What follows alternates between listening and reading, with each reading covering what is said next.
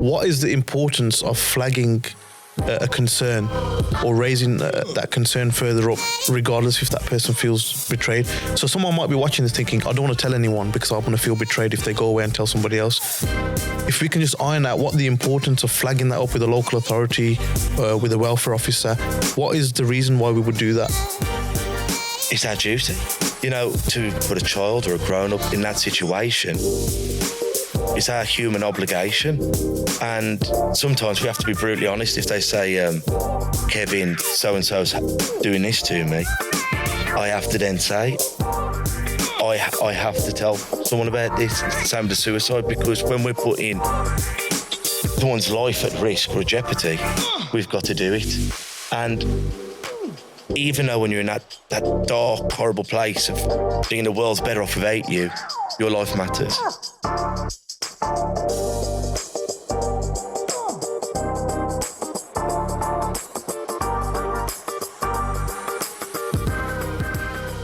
So I want to welcome everybody to the Windmill Boxing Team HQ, where we're bringing you champions from the ring and from outside the ring. Today, we're going to talk about mental health, and we're going to bring on a boxing coach from the Lions Boxing Club, a famous club within the Black Country. And the person we got today is also an ambassador for the Black Country Blokes podcast.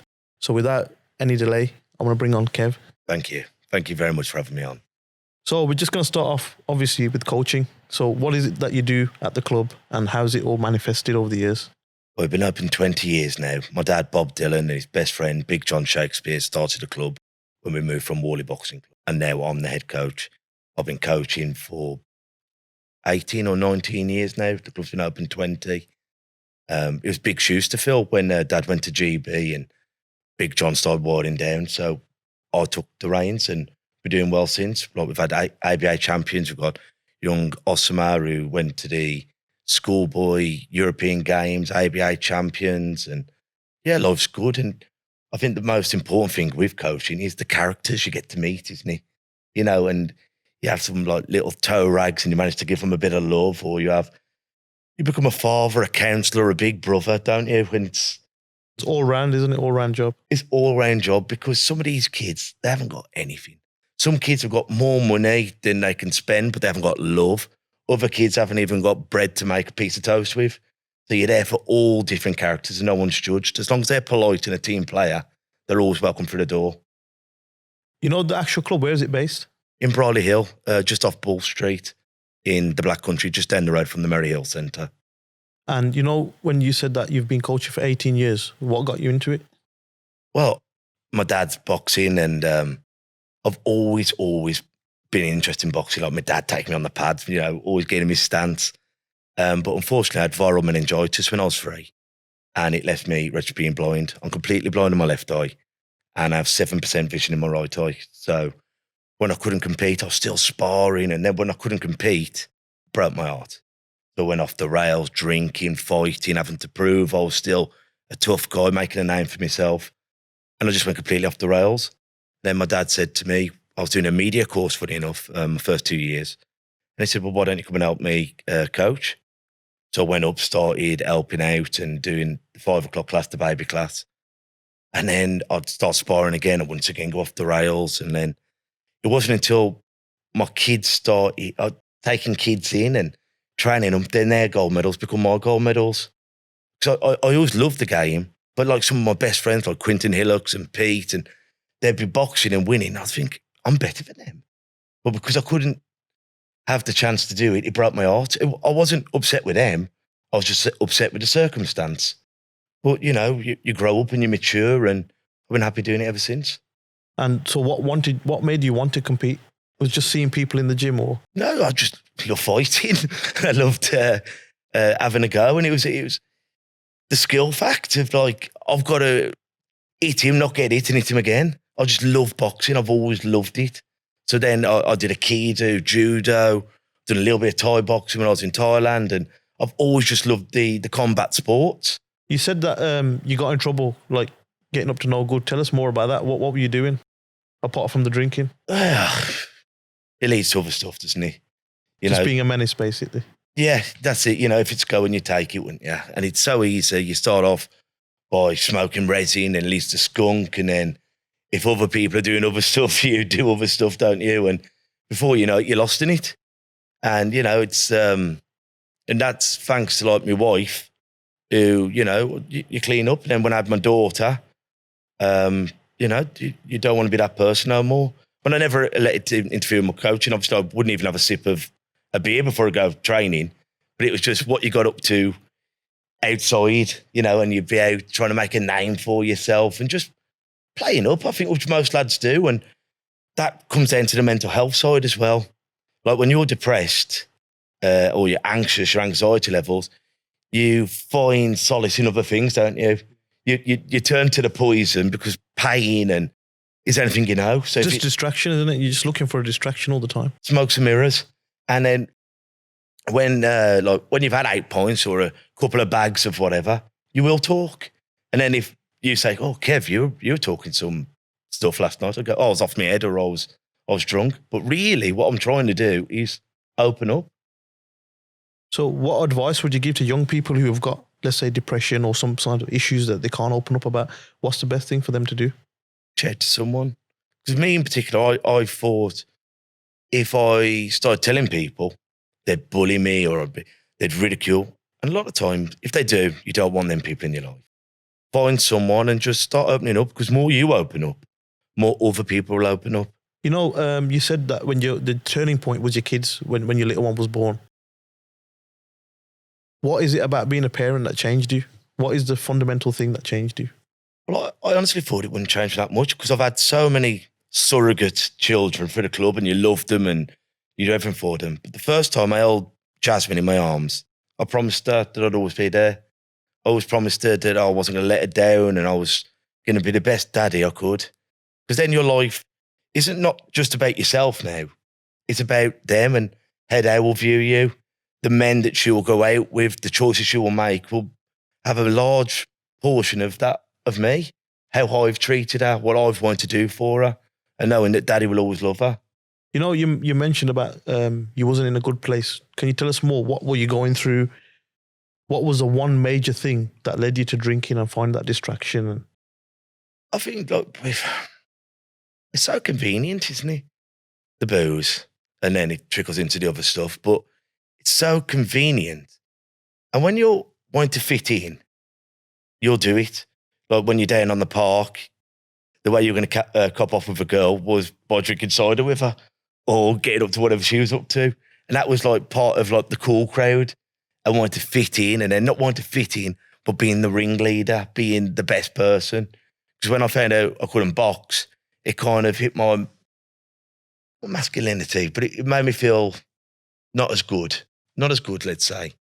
But when you're out being the bad boy and you're off doing these things, then I don't know, it was like a bit of kudos to myself. When you grow up, you think, who wants that reputation? I'd much rather the reputation I've got now as being a kind man than being a vile man. But like I think like, leaning back to your question, sorry, I'll go off on my tangents. But I think what leads you to it is that feeling of being down, and then being down turns into depression. And there's a massive difference between feeling upset and depression. Depression's one of them where you struggle to get off the settee, when you struggle to brush your own teeth, you can't be bothered, everything's too hard. And just because you have depression doesn't mean you're always depressed. Sometimes you can have a right belly full of laughing, and for then no apparent reason, you can't get up. If that it's like walking into a dark room. I always call it the dark room, but when you get beyond the door, it's not actually a dark room, it's a dark maze. And further you go in, then you can't find your way back. And then you're lost in that dark, horrible place. And anxiety, I don't know if you've ever had a panic attack. Oh man, I feel like I'm going to have a stroke. My face goes numb, and I say my nerves in life have pushed me forward. Every time I've been scared, I take a deep breath and I walk through the door. But my anxiety has pulled me back. I think we need nerves. If you're not nervous when you get into a boxing ring, or if you're not nervous when you go for a job interview, you're a lunatic. We need nerves. That helps me to hit harder, run faster, have the gist of the gab. But anxiety is crippling. So I've worked with NLP practitioners, counselling, hypnotherapy, and it's helped me so much. You talked about you have a maze and you could get lost in that maze and it's really daunting. It holds you back. What is a mechanism or number of mechanisms used to actually get past that point? So you said 2 years ago you wouldn't have done this. You wouldn't have come on here and talked to me. You would have been heart palpitations, nervous, wouldn't think about it. What have you adopted in your strategy or day-to-day life that helps you get over that step and makes you take that bold step to move forward and get things done? You've got to accept the courage to ask for help. It takes courage to ask to go and help. And I've worked with like Nick Davis, who's an NLP practitioner, Alex, and hypnotherapist and all this. And I sat down and I was telling them about stuff and I was talking. And sometimes we need to go and see a professional, because if you want your hair cut, you don't go and get the gardener to do it. You know, these people are good at what they do. And you've got to be so honest and talk. And then they give you strategies about like the tapping and different relaxations and breathing. And then other things is just accepting love, you know, and if someone does want to help you, accept the help. Because that, as I say, that's the biggest form of courage, to realise that I'm lost in the maze and be too stubborn to allow someone to give you a torch. And that torch of love can help you get around the nooks and crannies and hopefully get you back into the living world. Do you think generally men are more close to help because of our ego, or, you know, it's a dent in the armor, or we're worried? Like you said, you want to be the man, you want to be Jack the lad. Do you think men find it harder to reach out for help? Men, we're frightened of not being the alpha. We're not, and the problem is with men, we knock on the door of help. And if no one answers, we stop knocking. And how many people you open up and you go, Mo, I'm feeling really down. Oh, man up, Kev. How many poor blokes have taken their life and that was the last thing they ever heard? Man up, pull yourself together. It's one thing to hear something, it's another thing to listen to it. And when we're there with our friends and they go, I'm down, stop and go, why, mate? What's happening? Instead of going, yeah, I've been down. You know, I think sometimes we respond to it in the wrong way. Instead of going like, I've got a headache, I've got a migraine. Don't try and trump their pain, because their problem, whether it's the neighbour keeps parking on my drive, some people, that's nothing. To that person, that is infuriating. So we can't think, well, their problems are smaller than us, because it's their problem to them. It's how they perceive that problem. I think I was looking at stats not long ago, but suicide rates for males has gone up a bit. Well, a bit is too much. Nobody should lose their life through suicide. But what I'm trying to say is maybe we need to raise an awareness about, especially for males, about, you know, talking to people, opening up, and obviously empowering also coaches and teachers and people who do fantastic work, having that careful, or what would say emotional ear to listen to people. Like you said, just to hear a sound is not good enough. You got to listen to them, engage them. And I know through coaching we have a lot of safeguarding and stuff like that. But obviously you run the Black Country Blokes organisation. Tell us where that comes into it and what kind of support you can offer. Well, I did a mental health first aid course early in the year, just before COVID. And what I want to do, once we're back into the real world, is get all the coaches from around here and get us sat down on this 2-day course and being aware of it, where we talk about suicide and OCD and self-harming. And because they said this lovely saying about suicide, it is better to lose a friend than it is to lose a friend. And what that means is have that conversation with Mo and go, are you feeling suicidal? And that's such a hard question to ask, because we're petrified of the answer when you go, yes, Kev, I am. Because if I don't ask it, who knows what Mo'd go and do then? So we've got to have that courage to have those awkward conversations. And if he tells me he's suicidal, then I get in touch with the authorities. He might go, oh, you betrayed me. But I've saved his life. So it's better to have lost a friend, as in he doesn't want to talk to me no more at the moment. But in 5 years, 5 months, he might come and go, you know what, Kev? You saved my life and I can't thank you enough. And like for the Black Country Blokes, with this T-shirt I'm wearing now, it's 4 regular guys. Me having my depression, anxiety, losing my eyes. Aaron Dew, who's also got his own podcast, Find Your Voice. Lee Cadman, whose daughter is severely poorly. She's got a rare form of epilepsy, Dravet syndrome, where she's in a wheelchair. She has to be fed through a tube. She has thousands of seizures. Heartbreaking. You wouldn't wish it on your worst enemy. And Craig Pinches, who is a music producer, but has also suffered with anxiety and depression. And why to get together, just 4 blokes, like we're doing now, chewing the fat, having a chat, and then getting different guests on. We've had someone who was sexually abused when he was a child. We've had doctors on, anxiety. We've had GB boxers, Noel Farrell and Fraser Clark. We have people coming on to talk about dementia and autism, all these things that surround our lives. We've had the Samaritans come on last week and trying to knock down those barriers of you're not alone, whether you were molested as a child, whether you've been a drug addict, whether you've been a criminal, whether you've been a bloody lovely person all your life and these demons have crept in. You are not alone. And I think that's, especially for us blokes, I don't want to talk to you in case you tease me or you think less of me. That's not the case, gang. We've got to start reaching out and airing our flaws, talking about not only our struggles, but our victories in life and saying, I am here now at 37. I am a completely different man to what I was at 30, at 25 and 18. In life, we should be growing and expanding and helping and loving. And we can only do that if we do it as a unit. Instead of division, we will only get better by coming together and explaining you're not alone. Together we can overcome anything. What is the importance of flagging a concern or raising that concern further up, regardless if that person feels betrayed? So someone might be watching this thinking, I don't want to tell anyone because I'm going to feel betrayed if they go away and tell somebody else. If we can just iron out what the importance of flagging that up with a local authority, with a welfare officer, what is the reason why we would do that? Well, it's like with the safeguarding course as a child. If someone comes and says they've been abused, it's our duty of care to report them because it's our duty. You know, to put a child or a grown-up in that situation, it's our human obligation.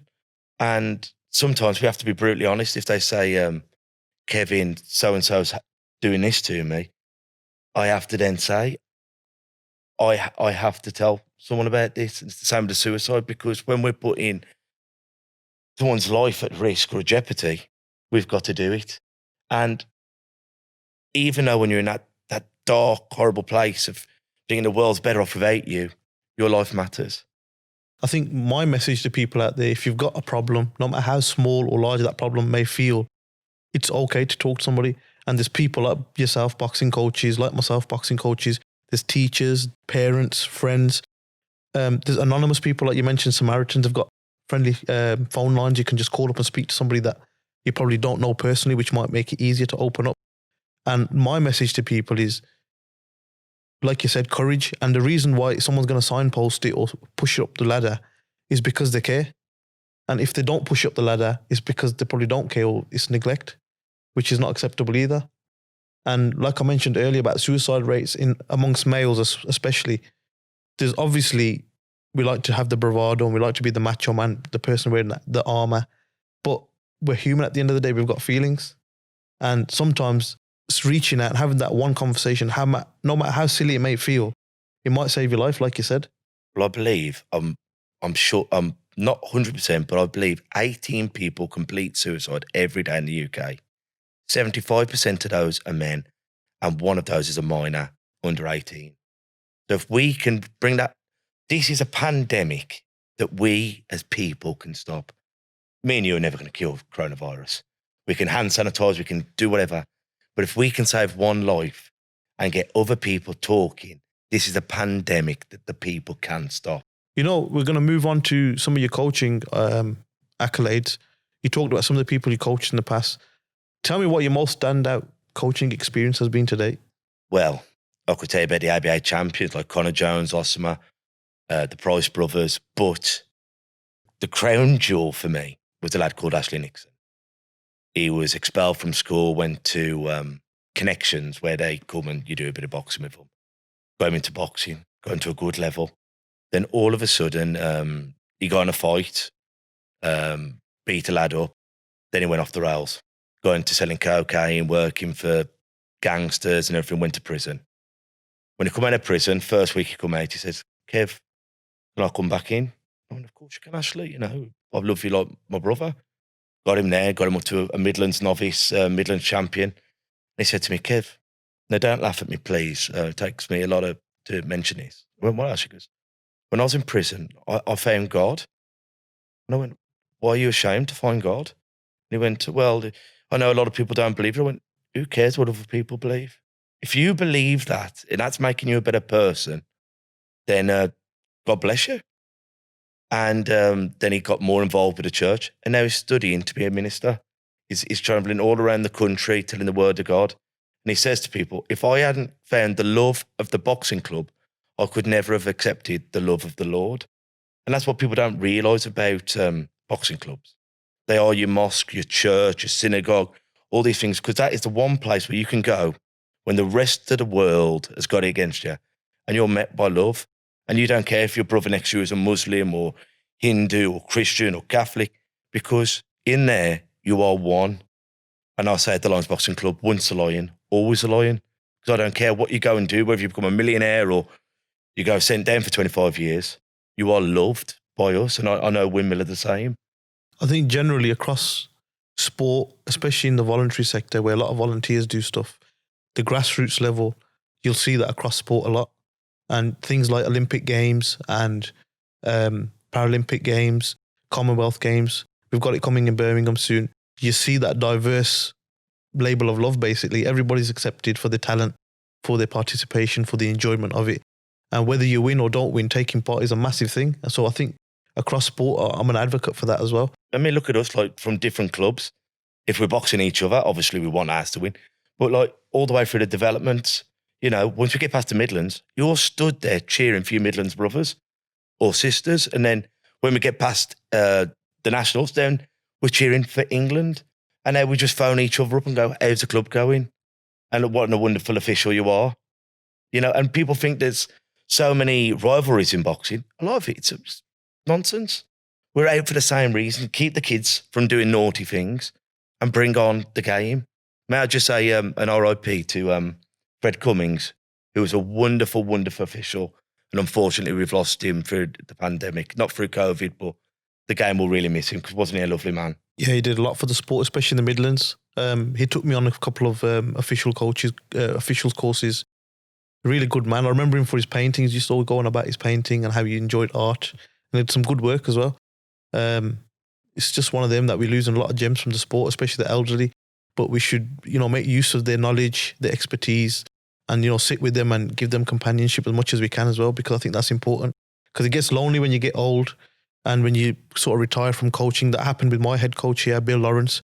He had a severe spine injury, not much family around him. So I'd take him home every weekend, cup of tea, lunch, like, you know, just having that one special moment with the coach. You learn a lot and it gives them something what they've given to us. They're giving us love, they're giving us coaching, they're giving us expertise, opportunities. And just to make that time with your coaches, it doesn't cost us anything. And we should do that. And a lot of boxers I've noticed, they're not very, I wouldn't say loyal, but they don't think too much of coaching. But coaches give a massive sacrifice for individuals, for their clubs. You know, they lose out on their personal life to make an individual's life better. So I just think that respect should be mentioned. And because you mentioned Fred, I've respected Fred a lot. I think a lot of the Midlands clubs respect Fred a lot. So I just want to get that out there that no matter what you do in the boxing club, no matter what your participation is, whether you're a parent, a volunteer, a boxer, a keep fit, a media person, just show that respect to the coaches and be patient with them because they don't know everything. And they might say something that you don't agree with, but you can agree to disagree in a polite way. That's what family does, isn't it? I don't agree with everything my dad or my nan and granddad said, but I loved them. Yeah, I don't have a choice. I have to agree with my mum and dad. But as you say, like with boxers, I mean, not all boxers, but, you know, Kev, when I go pro and then they'll phone you up saying, oh, Kev, I've got a fight coming up. Do you want to come? Oh, yeah, I'll come. Oh, it's only 50 quid for you, Kev. And you're thinking 5 days a week. Then every weekend we're at championships, boxing shows, traveling all around the country. And people have got short-term memories sometimes. That, you know, sometimes I haven't been there for Jasmine's Christmas play or I haven't done this because so-and-so needs you to go and do some pads with them or take them around. And sometimes our boxing families get more of us than our own families. And I think that's one thing that we need to mention as well. The unsung heroes behind us are our families who take that hit basically because they can see the positivity of the work we're doing. Not always, but most of the time. One thing I can say through my 20 years around boxing or 25 years around boxing is we are very, very ready for a fight, no matter what kind of fight it is. And there's always hope, there's always light at the end of the tunnel. And that's what we tell our kids day in, day out. When a kid comes through the doors for the first time, we tell them that they can be a world champion. But we believe in them. We back them to the bone. We give them facilities, coaching, time, resources, education. And maybe we should just step back from that coaching role and tell ourselves the same thing.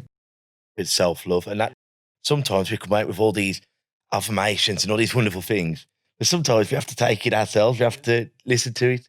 You're saying about world champions. I've got a young lad, Oscar, who's got a rare disability and he's born with no feet, no hands, and he has prosthetic legs. And I keep saying to him, his dream is to be the first Paralympic boxer. And I really identify with him because I didn't want to do the Paralympics. I want to box and do it. I went, but back in the 80s and the 90s, it was impossible. In the 2020s, everything is possible now. And if we can train him up, wouldn't it be blooming brilliant if you have this young man of 17 one day representing his country as the first Paralympic boxer? And that's what we need. We need to believe anything is possible. And if I want it enough and I train hard enough for it, I can do it. I was going to ask you about, along the whole journey of life, from the day you were born till now, till as far as you can remember, what would you do different and why? My mum always used to say a lovely saying to me, you're as good as anyone and better than most. Because when I was struggling like with relationships and I was just to think, well, why would they want me? I'm broken. How could they ever love me when I don't love myself? It's not until you get older, you start realising we're all a bit broken. Whether it's of daddy didn't love me, or I've been picked on, or I'm overweight, or I'm too beautiful for my own. So we're all broken. And once you understand that, the world's better. And once you can find peace for yourself, and it took me until later life to find peace for myself, that the world's a better place. If I could change anything in myself, I'd sit myself down and go, you know what? It will be all right. Stay strong, stay positive, and keep real to yourself. You know, as an official, obviously I've had a fair few negative experiences, but majority of people in boxing are good people. And they do it for the love of the sport, and they do it because they want that young person to take part in something, achieve, enjoy, and keep them away from the bad stuff going on out there. So 90% of people, I think, are great in boxing. And you will get the odd day where you have a bad experience, but I wouldn't let that one bad experience tarnish the whole structure or the system, especially in our local area in the West Midlands and the Midlands. I think we've got so many fantastic clubs, we've got so many champions. So that's the proof, the results are the proof. Across all clubs, we've got loads of champions, loads of top level coaches, loads of opportunities. I think we're getting stronger, and I think there's only one way, which is up. And I think credit goes to the coaches and the boxers themselves, who don't normally get a lot of credit. From that person who comes to the gym and just does it as a keep fit to the person who wins a national title and represents a country on world level, you're all in it together. You all do a great job, and you're ambassadors for the sport. And I personally want to say thank you to everyone for that. We're just going to wrap up now. What we normally do on our podcast is we get our guests to give the final words of advice. Maybe it's a famous quote. Whatever you feel you want to tell the viewers out there who are going to watch this conversation. Oh, what I'm going to say is accept help. Accept the courage to reach out and help, because you are worth it. So in the wise words of Muhammad Ali, as I said it before, if my mind can conceive it, my heart can believe it, then I can achieve it. Take care of yourselves and each other.